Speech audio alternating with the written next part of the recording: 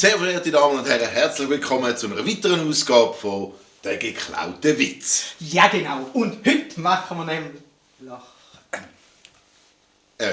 Heute gehen wir ins Reich der Tierwelt, und zwar zu den Schlangen. Ja. Zu der Schlange? Ja, zu den Schlangen. Hast du Angst vor Schlangen? Ja, schon ein bisschen, ja. Ja. Okay, Aber wir gehen zum Schlangen. Schlange.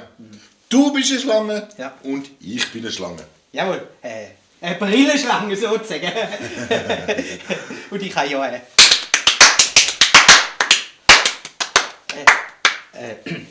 ich bin eine Schlange. Genau.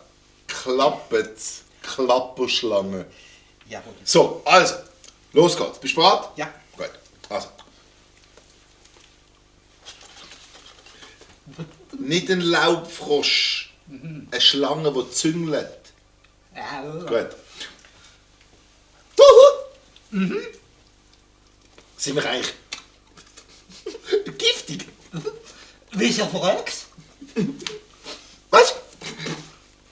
Ich habe heute Morgen auf die Zunge gebissen.